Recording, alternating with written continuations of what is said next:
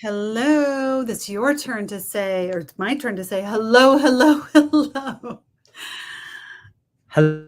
Wait a second. My mic never muted. I just went to mute my mic and start talking, and I realized I didn't unmute it. I actually muted it. I'm like, Oh, what? Okay. wow. So before we start, I need to connect us over. There we go. We are on. Perfect. I'm trying to connect also. It's going a little slowly tonight. So forgive my There we face go. and my phone. So we are now on Kevin Ross Emery. We're on the Dr. Kevin Show. We are on LinkedIn. We are on YouTube. And you are on Ashley Olsen. Yes. I just shared. Hello, hello. We are here. Bright, happy. Good evening, Elizabeth. Hi, Elizabeth. How are you? Oh, how are you, Kevin? Well, I am still got a lot of unpacking to do. I'm still, though you can't, you're not going to see it very well from there. I moved my beautiful. Oh, your hibiscus.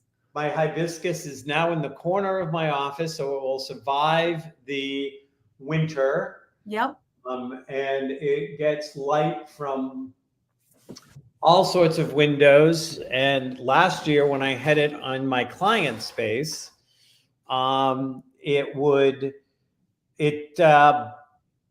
bloomed through most of the winter.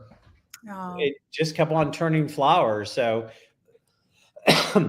I brought that in. I brought my succulents in, but I still have desks to set up and boxes to unpack and things to organize. And I'm having an immediate. So it's still. I mean, I'm cooking in my kitchen. Yay! That's nice. It beats the dining room. Yep, I'm cooking in my kitchen. Yep. I turned out a big, huge pan of lasagna. Oh.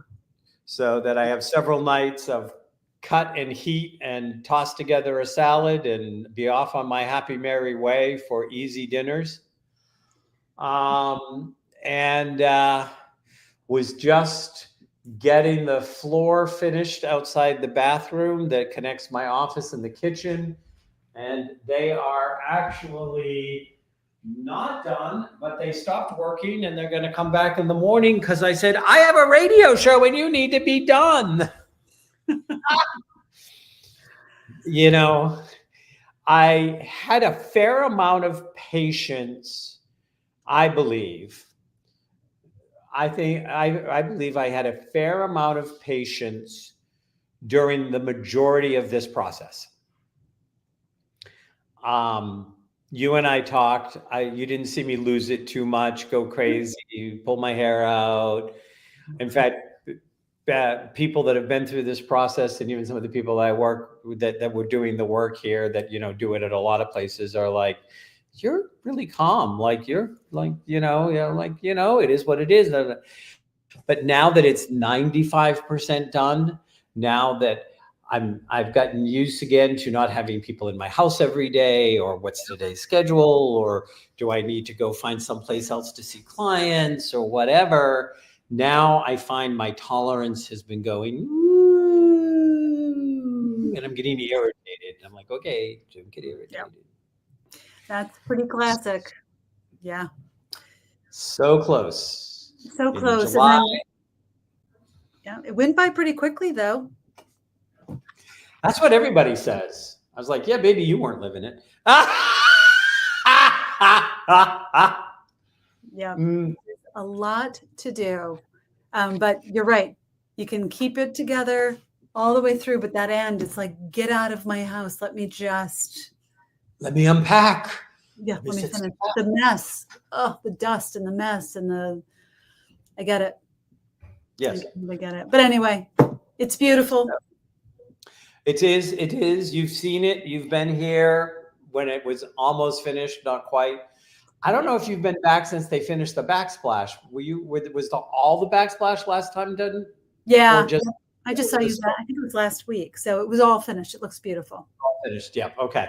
Yep. So yeah, now I just need to get my glass shelves in my wine cabinet over my coffee station so I can put my crystal away, and they got to finish up this floor and a couple of other little things. But it has been an interesting project, and you're right, it has gone by fairly fast in the scheme of things.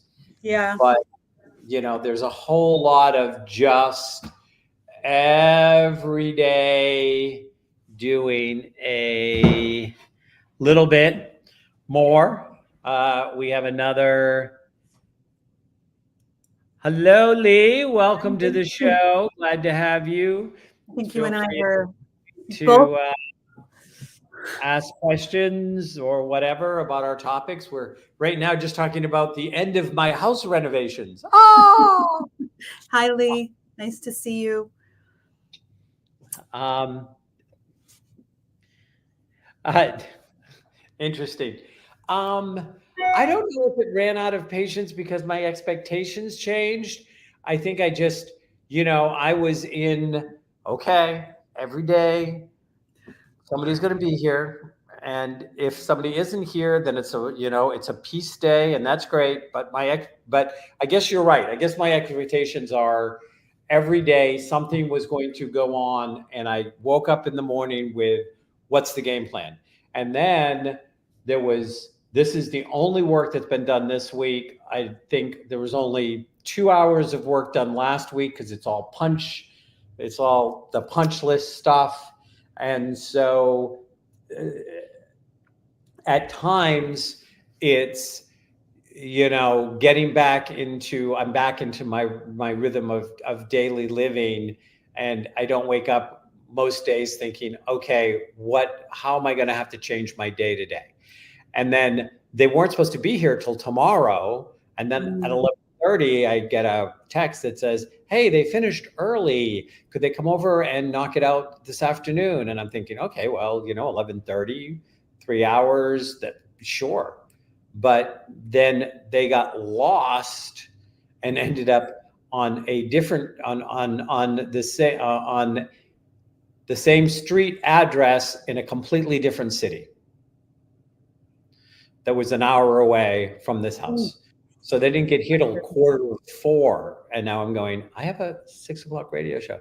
I can hide upstairs and do my last Zoom client and kind of, sort of. But so anyways, but good question.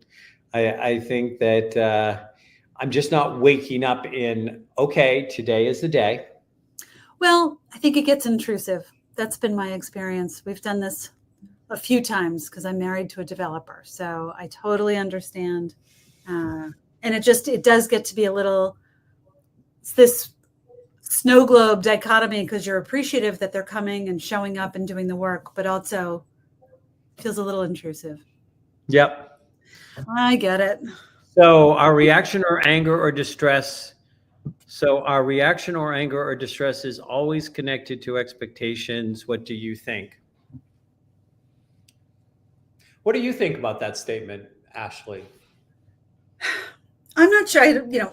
Always might be strong. However, I do think that oftentimes when we're having, a negative emotion about something, it's because we expect one thing and the outcome is different. So I will give that a B plus on the rate. Like, it's not always, at least in my situations, but oftentimes for sure.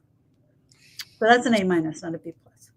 So it's very interesting because I wanted to say, well, there are the unexpected things where you just don't actually have, and I'm, even as I'm saying it, I'm trying to go into all of the fine layers, because you can make a case that says, when I get in my car to drive to my post office box to get my mail, the, if somebody runs a red light and hits me, well, no, I wasn't expecting that, but that's not something you expect. And so it's so Right. funny because one of the things I try to work with my clients on is agreed upon expectations in relationships. Yeah. And it's unfair to have, to expect something from somebody or of somebody or in a situation if the other people in the situation have not agreed to it. But then there are situations where you walk in and you don't know what to expect. I walk into, I've walked onto a stage and I don't know what to expect, whether this audience is going to be embracing or whether they're going to be critical, Well, whether. but not saying that anytime you don't know the outcome, you would get angry. It's the reverse. Like when you have those anger or distress reactions, that it's often tied to Yeah. not knowing, like the outcome being a surprise, like the expectation. Yeah. So, Well, I do think that when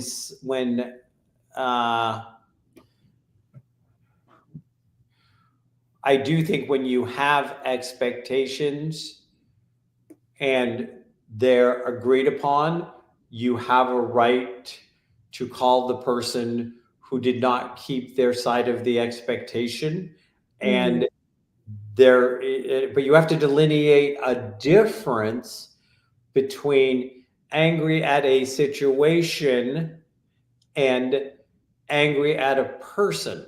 Like today, I had a strategy meeting for my business about a number of different things that we're looking to continue to roll out and shift and change. And a key person just before the meeting, said, I had to unexpectedly take my mother to the hospital. I can't make it. Well, yes, I expected her to be there. And I might have been irritated at the situation, but I'm not irritated at her. It's her mother. I would actually expect, just like I had to cancel stuff very last minute a couple of weeks ago when Jeff ended up in the emergency room and then, was in ICU for a couple of days. right. And, yes, there are people that I had agreed to stuff, but the world dealt me a hand that was not going to allow me to keep it. And I never got any negative feedback. Everybody was wonderfully supportive. Don't get me wrong. But sometimes I do watch people get angry at somebody when whatever happened is beyond their control. And it wasn't that they chose to not meet the expectations, it's life chose for them for those expectations to not get met. Yes. So Lee also wrote, are there more or things that we have a right to expect, or is it always a given that you can't pass judgment? Well, I think we have a right to expect somebody who has agreed to our expectations. We have a right to expect that they're going to do it. But then we also don't, to me, and I'm not letting you answer these questions, so I've got to shut up in a second. Okay. For me, I'm learning. yeah, first of all, I don't pass judgment. I always, or almost always, stay in the lane of discernment and kind of discerning and wanting to get all the information. I think judgment is a reactionary thing. And I think it speaks to, if we move into judgment, we're usually coming from an unhealthy emotional place, wound, or trauma. I would agree. And so when I like to assume the best when the situation is happening that somebody doesn't show up, something falls out, I always like to go, okay, I'm not going to get upset because my client blew me off in that moment. I need to find out why, what went on, what happened. And then, as I think I've said before, I have a 48-hour cancellation policy. And if somebody blows me off in less than 48 hours, they can't get another session with me without 100% payment of the session they missed, unless it's an emergency. So I always go in with, I'm going to assume there was an emergency, but I'm going to clarify that. But I don't think we have a right to expect anything from someone that they haven't agreed to. Yes, and that can get to be a slippery, sticky place, is, in relationships where there's maybe an expectation that wasn't expressed. It's all about this communication. So there's an expectation and then a disappointment, and can come into a place of judgment depending on, the trauma base. So definitely is an aspiration for people to let go of that and kind of flow with it, move with it, assume that the person's not doing it to hurt you. And, and I've had people tell me everything like, oh, well, it was a beautiful day to go skiing, and my daughters wanted to go skiing, so I took them skiing because that was more important. I'm like, that's fine. You still need to pay me for that appointment because I set aside time. I was waiting for you to call. I couldn't book anybody else. You didn't call. You need to pay it. That's treating me like a professional. And I think that that's a inherent problem in the spiritual community, is oftentimes people doing spiritual work, A, don't get treated like a professional, B, don't always act like a professional,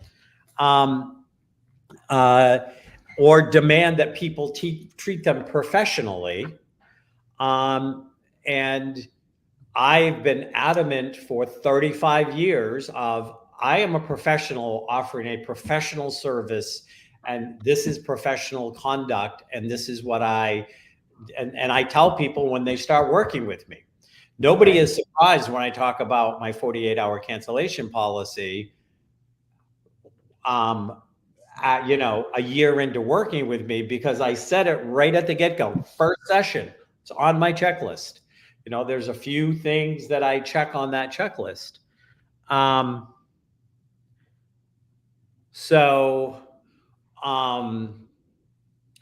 But I do think that there, again, it depends on what it is. And there's a very interesting, and I see that we have another, thank you, Kelly, for perfectly said. I see we have another question for Lee. I don't want to bring it up yet because there was a couple more things I wanted to say and get your feedback on before we move into the next question. But,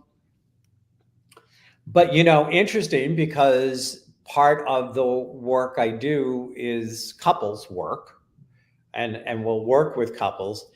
And it really amazes me early on how many societal expectations that people bring in from their childhood, from their religion, from their environment, that they just assume the person they're going to marry or married and is with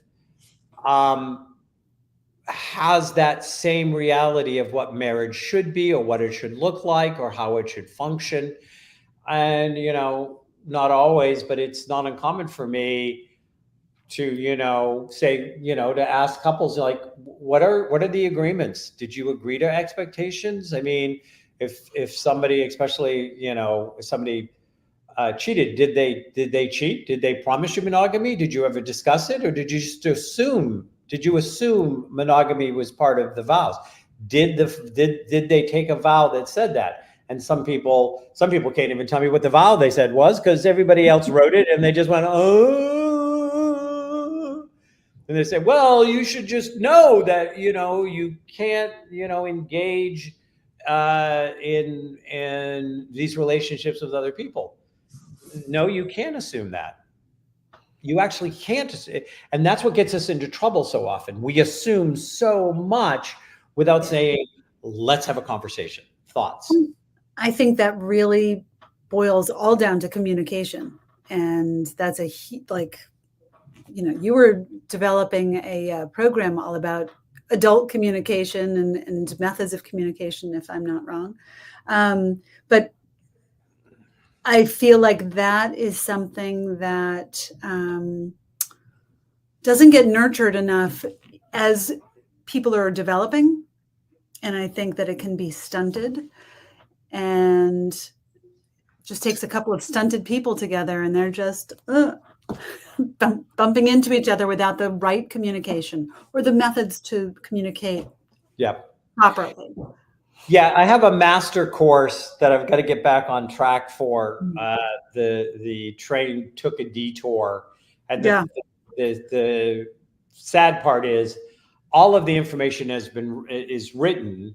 I have it all ready and on one level, and on another level, between a number of different things, house renovation being one, but other things that kept me from taking the next step of, I now have to do a dry run taping of all these classes, and MIA communications, which is mastering intentional, authentic communications. That's the name. I could not remember it off the top of my head. Yep. Yeah. That, right now it's looking like it's going to be 20 to 30 classes. And it will be split into two parts. And the first part is all about better internal communications. Right. It's such an interesting question. And I've been playing with this other acronym, and I see we've got a couple of questions coming up. Don't worry, guys, we're going to get to it. We'll get your questions up, and we'll talk about it. But one of the things is, it's amazing, and I don't know if you have this experience when you work with clients as well. I would love to hear about it. Which is, when I talk to people about authenticity, the number of people that actually don't know who their authentic self is. I would agree, and I'm going to lump a gender in, and I think a lot of women fall into that category, and they have started their lives with these norms and expectations that have been put upon them, and then they often, I'm not saying this is 100% obviously, but oftentimes, their focus is to start a family. So they find their partner and have children and raise children, and then all of a sudden they don't know who their authentic self is anymore, because they've been projecting outward and not really concentrating on the inside. So I think that happens an awful lot. And then you get to the crossroads of, do you get to know your authentic self, or do you still sleepwalk for the next 20, 30, 40 years? Well, and it's interesting because sleepwalking looks so different for men. Yeah, it really does. They sleepwalk just as much as women do. Yes, they do. Yeah, but what I find male sleepwalking looks like is getting stuck as a emotional teenager. Yes. And you work with men. I don't work with men as a rule. I think I've done a couple of healings on men, but the majority, like 99.9% of my client base is female. So, yeah. You would have much more experience with that. But you're right. I think that it's the emotional teenage boy. Who does that other half of it. And I was just having this conversation the other day in a client session.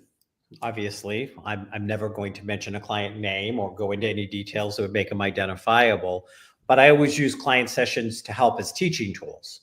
because I think it helps when people know that other people have the same struggles, or they're not alone in this, or this may happen more than they think, all of these different things. So, but I was talking to this young man who's not so young anymore, but that got married and did sleptwalk it kind of into getting married. I'm in love, at 18, is it love or is it puberty? Yep. I mean, and I'm not questioning. I mean, I think this person really loves their partner, but but then you go into, and it's like, oh, holy crap. I have a child. How did that happen? Well, you were well, now I have to be the breadwinner, and everything I've seen is like, I am responsible for all this, and I have to make all of this, and how could you have a baby on me? I wasn't ready. And it's like, Bubba, you were part of the process, right? Yeah. And so then they immediately start faking adulthood. Yep. Like growing up and being authentic is making enough money to, keep the kid in diapers and keep the roof over the head and food in the refrigerator. And then one day that sleepwalking person wakes up and, may have a middle-age crisis that goes, wait a second. I never finished even figuring out who I was. I figured out who I had to be because of a situation I walked into from societal training, this is what you do, or this is, and so there's a lot of mixed energy there. But are you ready to bring up another question, or you got more you'd like to say?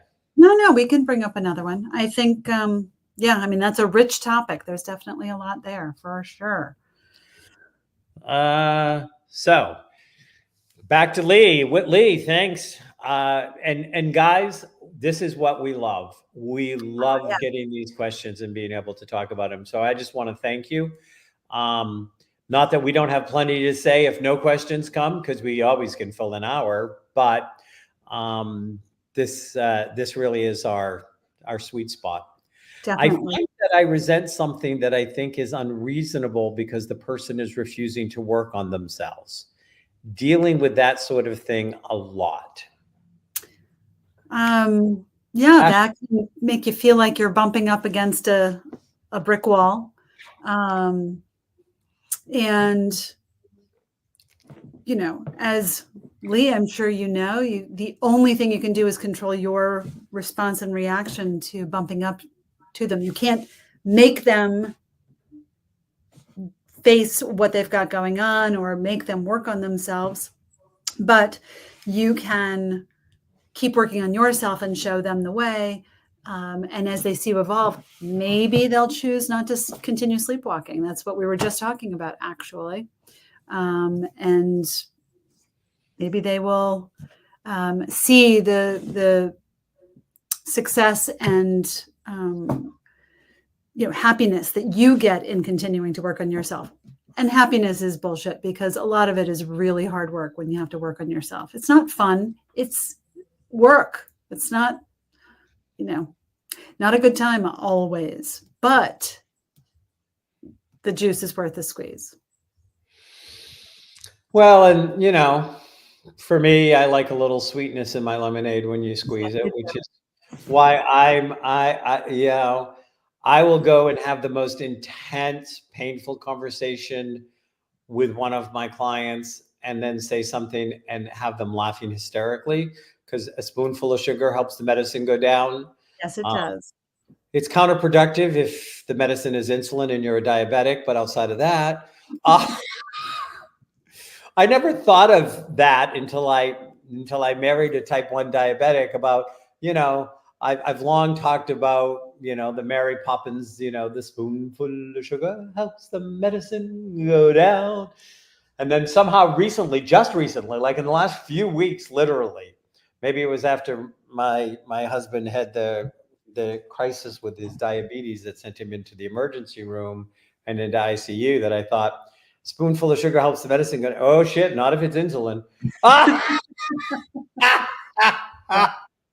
I think that, one of the things is we have to decide if it is still healthy to be in a relationship with somebody if we are so out of sync that we are unable to communicate and both parties are, and both parties are not willing to do the work. And it gets sticky, especially if you've been married a long time, if you've got a lot of stuff, but there are a lot of ways to start to step out of a relationship and even say like I no, I don't know that I can stay in this relationship if you're not willing to take some ownership in what's wrong with this relationship, and we have to do what we need to do to take care of ourselves and be healthily selfish, balanced with being healthily selfless. And there are times, and I remember one client that I worked with, and their husband refused to do the work. It was a really toxic situation.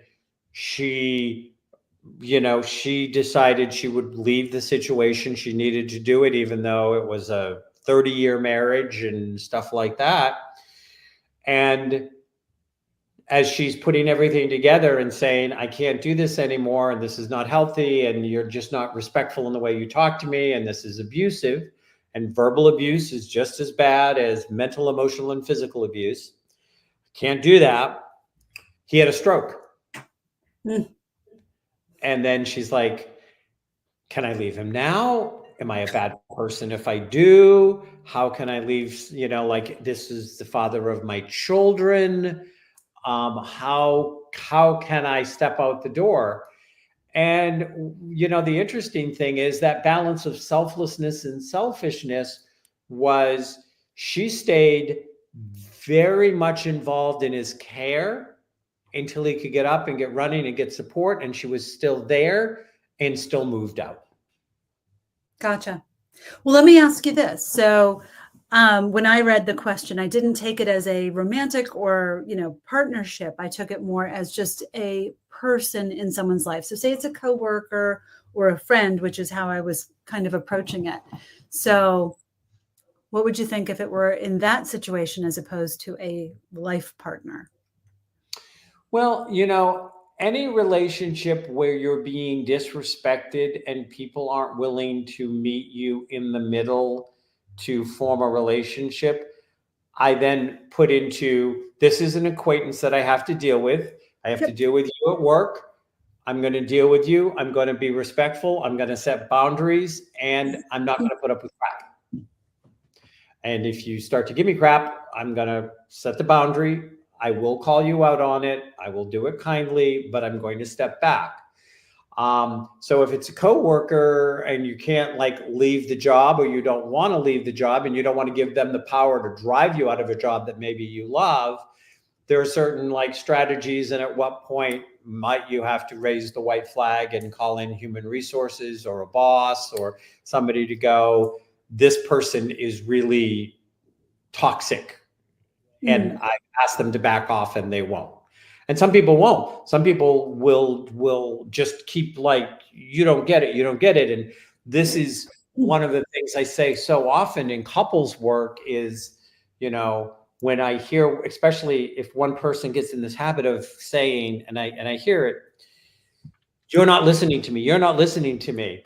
And I will work with the other partner to say, okay, is this what you said? This is what I heard. Am I correct? Do I have it right? And then when the partner says, yep, okay, I heard what you said, I still don't agree with it. Well, then you're not listening to me. I go, no. Yep. listening to you in your brain is, I am always right. And if you don't agree with me, then you didn't hear me. Well, no, that doesn't fly. And that is not a healthy discourse. If it's a friend, well, friends are friends. And if a friend is not a good friend to you, you need to cut them loose. Season, reason, lifetime. Which are they? Yeah. Got to let them go. I mean, I'm working on a new fun thing, and because I've been saying this a lot, that I work with people who are ready. And the first thing of ready is, you have to be willing to release the situations and people that are not healthy in your life. So, but looking at the question again, so she's saying, I find I resent something that I think is unreasonable because the person is refusing to work on themselves. So not everybody is ready to do the work, but does it mean you cut bait and just say, come back when you're evolved? That seems like a lot. I know it depends on the situation. This is a very general, view. Well, I think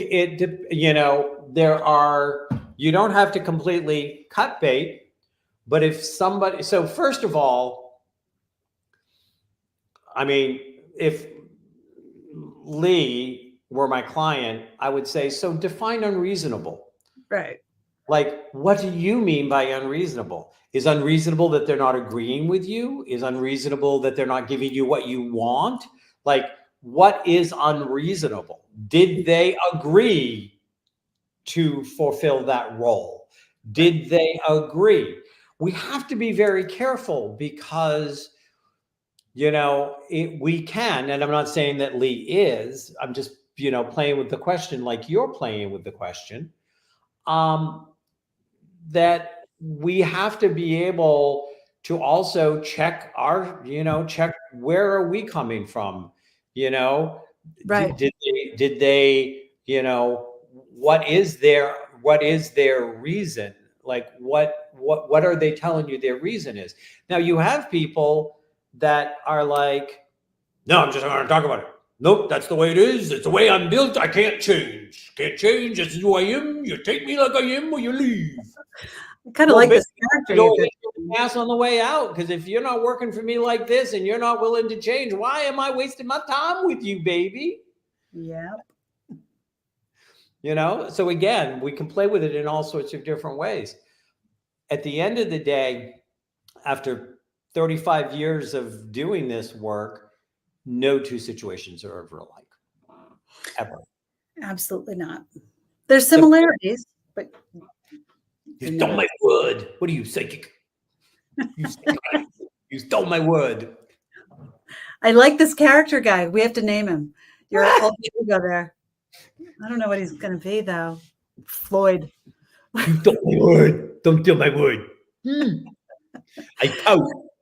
You pout. All right, Lee, thank you for your question. And then there was a comment from Elizabeth. When I have expectations that do not go my way, or that I have resentments, I do a 10th step every night, like I'm taught in recovery, and then pray about it and let it go. That is beautiful. That's a really lovely way to honor your feelings, acknowledge them, and then understand that they're not not everything is something that you can control and take care of and fix, and let it go. The next part of that would be just to make sure that you're keeping up nice boundaries and making sure that you're not being taken advantage of in ways that you aren't comfortable with. You want to, have your boundary. I cannot tell you how many people through the years I have said, get a copy of the Serenity Prayer, tape it to your forehead, read it 3 times a day. I have it somewhere. Yeah. And it's a great little checklist. I love the Serenity Prayer. If you can't change something, you just have to let it go, and you just have to ask for the grace of, there are a lot of things in the world that don't go exactly like I knew would be the perfect way, but they don't come to me as the all-knowing perfection person that I am and ask me, and then they screw it up and it irritates me. This is the English Floyd. Who is he? I like it. So yeah, but when you said pray about it, I think the prayer is the serenity prayer, and you go and you can say it. And sometimes we shortchange it. Sometimes we can change something. Sometimes we have to look at, again, back to the word expectations. Did they agree to the expectations? Mm. Or, I recently have a situation, this is going on where somebody that I worked beside on a stage, was, did faculty work, knew that had a season in my life, and we went in different directions. Nothing bad. Nope. Like we just kind of went. And in the middle of going into October, which is always my busiest month because I have events every weekend and then my clients during the week, and the house. And of course, coming into this was all of the stuff, with Jeff, and then it led right into this. And, there was just lots of different things going on. And they immediately decided, after a few years of not talking to them, that they were going to reach out and needed, and was like, I really want to talk to you about something. I'm like, not now, don't have the bandwidth. Yeah. And they sent a couple of little things, and they commented on things on my Facebook, and I appreciate it. But then they left me this very long email, very long voicemail 2 weeks ago. I still haven't listened to it. I'm like, no, you need something from me. I don't have anything to give right now outside of what I'm giving to my clients, to my husband, to my house, to my life. I will listen to it out of respect at some point, but I get to determine when that is. And one of the places where people have unreasonable expectations, and I find this really, really part of the 20-something generation of today, is I texted you. You did not text me back.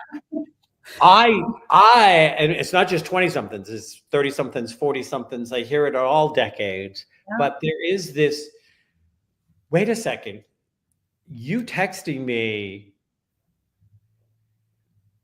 it's my call when and if I'm going to text you back.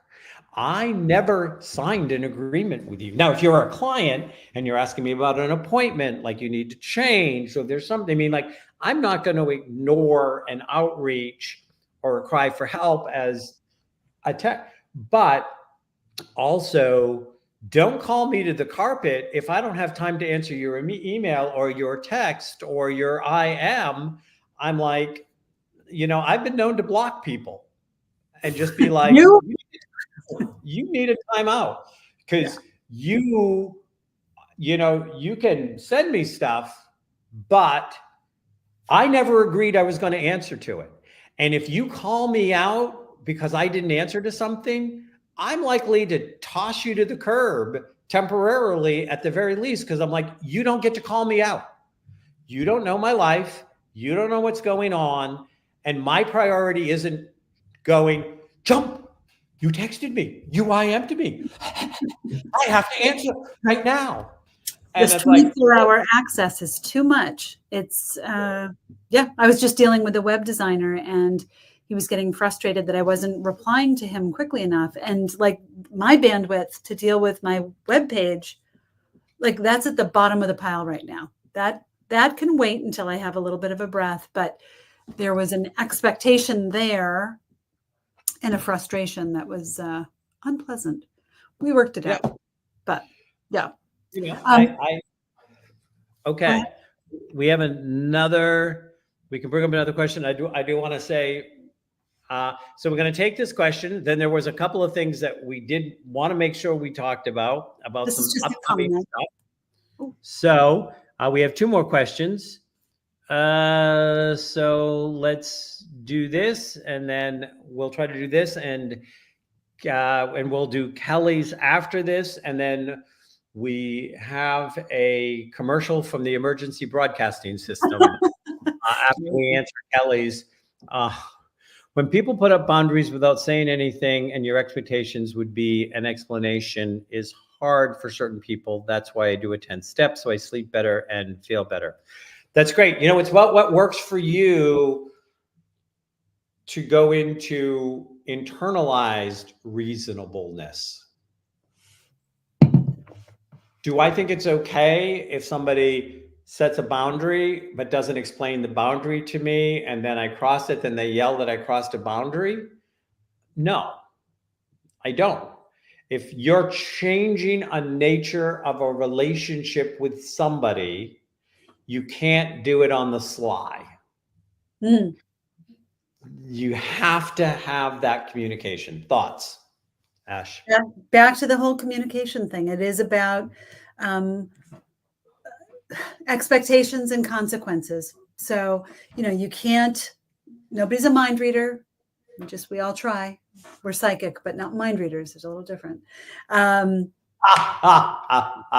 want to just like put the disclaimer out there, but I think that, you know, you can't change the rules and not explain it to the players. That's not fair. And it's not a way to nurture good, healthy relationships. And if I need to set a boundary with somebody, I do my best to never do it in anger, in you know, like it's like, okay, I'm going to assume that you felt this would be okay or you would not have done it. And I'm letting you know, for me, that is not okay. Here is the boundary. And if they keep crossing the boundary, then I have to go from boundary to boundary and consequences. Yeah. Then you have to be willing to actually do the consequences. Don't create a boundary and say there is a consequence and not follow through on the consequence, because what it teaches them is you don't really have a commitment to your boundaries. Right.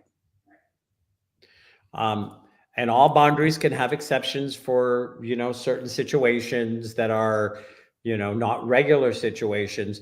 But the people who have problems with boundaries, they have a legitimate need, and you go and you let them cross a little bit of a boundary and you help them and say, you know, I understand, you know, you just had an accident or something happened and I get it. But then they just, oh, well, now I'm on the other side of the boundary. I think I'll just live here.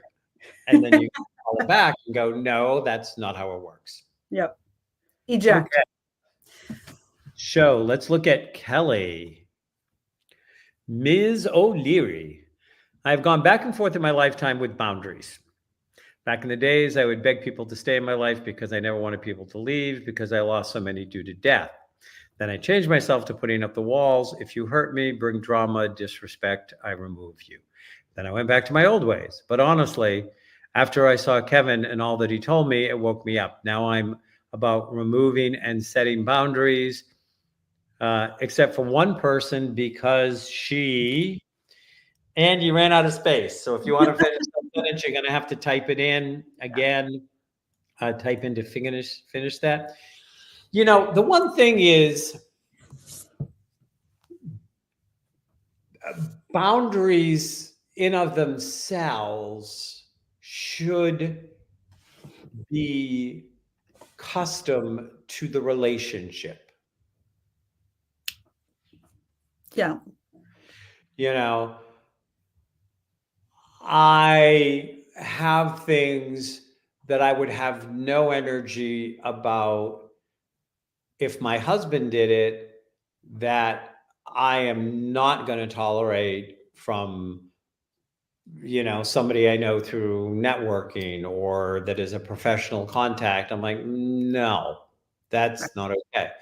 And I think the thing about it is you need to set boundaries of some kind with everybody, of like, this is kind of what we need to look at.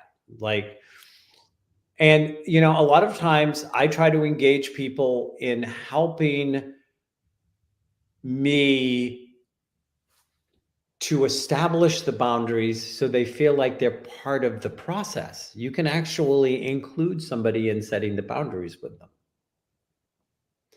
And there's a whole skill set to getting somebody to actually go, oh, okay, yeah, I get that. And I never, she is an elderly woman in my building complex and she has a lot of negative, but I do try not to hurt her feelings. I just don't want to be around it. Also, she talks about everyone. So do you want to, because I always have a comment. I was just reading the end of the last comment. So this is a person that's in your building and you're about setting boundaries, but this one is an exception. So understood that you don't want to hurt feelings, but you don't want your feelings to be hurt too. So you could be gentle about it.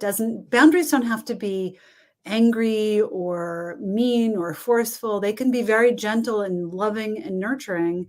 And, how maybe she would feel awful if she knew that she was hurting your feelings with something. I'm just pulling something out of the air, but, and you could gently say, I so enjoy spending time with you when we can talk about uplifting things, but it really doesn't make me feel good when this happens. So, and you may enjoy your relationship with her more than you would having that conversation and giving her some agency in the way she behaves. Just because she's elderly doesn't mean that she can't be learning all the way through. And you may actually end up with a new friend out of it. So, Kevin? Yeah. I mean, first of all, unless somebody is to the place of incapacitated, like they're a stroke person, and even that is a questionable incapacity. It depends on where they are in the life cycle of the stroke. But if they have, obviously, if they have dementia or, there's someplace outside of that, if you ain't dead, you can learn. Absolutely. And I am a big fan of humor, as Ashley knows. Yes, I and do. I will start by laughing. Not all good. Not all good humor. Thank you. I will cry about that later when we're off there. She doesn't like my humor. I'm teasing. But I've had to work with clients and I've had to do this in my personal life, dealing with elderly people, of kind of saying, hey,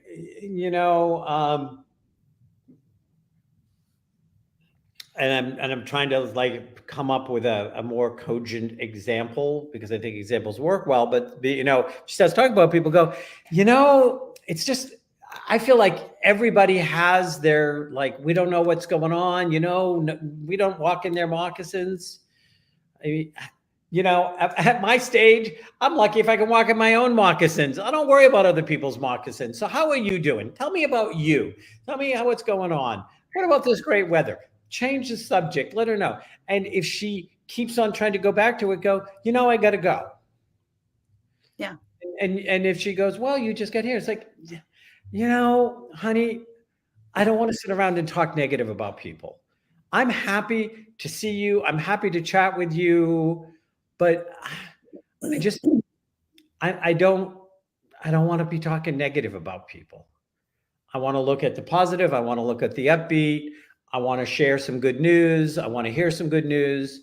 And, but you can, through humor and conversation and a little cajoling, you can give up. And then you still have to do the consequences, which is, and I work with people. I train them how to deal with parents that are like this. I go, whoever, mom, dad,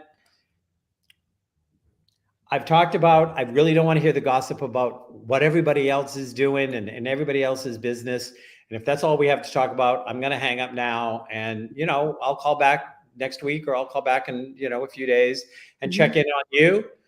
if all you have to do is talk about how horrible everybody else is, I'm just not on board. So I'm going to let you know, go, and let's see.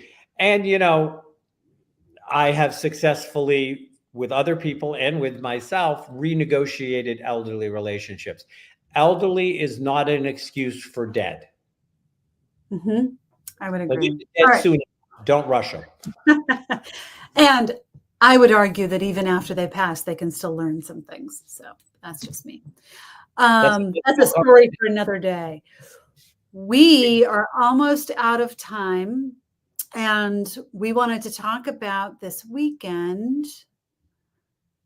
And thank you for your question, Lee. I'm sorry that we didn't have time to answer all of them. Yeah, so I'm going to do, we got 4 minutes, so I'm going to do a quick drive-by shooting. Some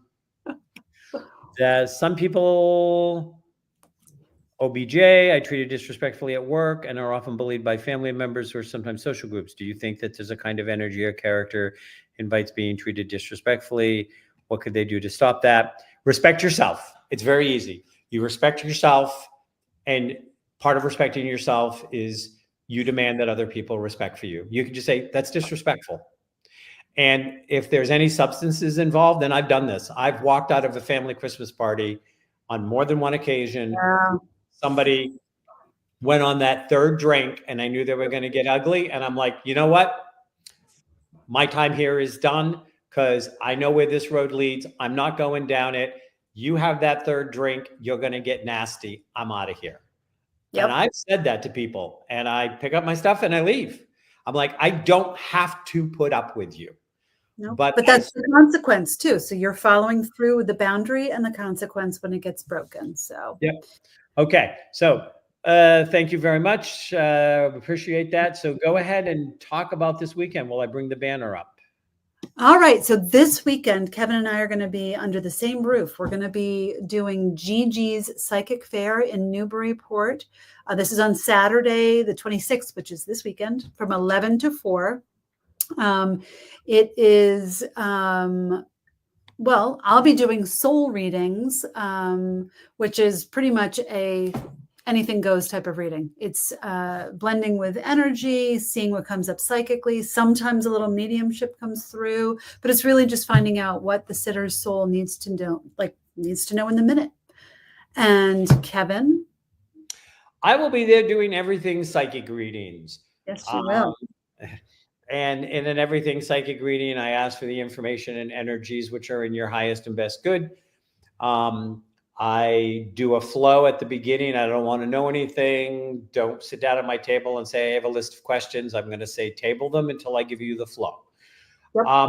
I'm a very firm believer that the most important thing I can do at the beginning of a reading is tell you what spirit wants you to know, because sometimes it's not something you ever would have thought to ask. You didn't know you needed to ask about it. You didn't realize it. And I have many a time told somebody something that by me telling them made a huge change in choices or life or health or whatever, but they never would have asked. So when we sit down, I'm going to tell you what spirit wants you to know. And then with whatever time's left, you can take out your little list, but be prepared. Don't ever sit across from me and say, well, I want this session to, I'm like, yeah, you got the wrong person, honey child. You may write a check, but I work for spirit. Yeah, exactly. It's not on demand. So what you need to know will come up. Okay. On that note, we're going to go ahead and close down. Again, Gigi Psychic Fair, 1026, 11 to 4, Newburyport Elks Club, Newburyport, Mass. Yes. And hopefully we will see you there. And we are back next week. And we had a whole set of stuff we were going to talk about this week, but this was perfect. So we're just going to move it to next week. And if you want to know what it is, you got to show up. Tune in then. Same bat time, same bat channel. Exactly. All right. Thank you, everybody. Thanks for your questions and comments and for showing up. We appreciate it.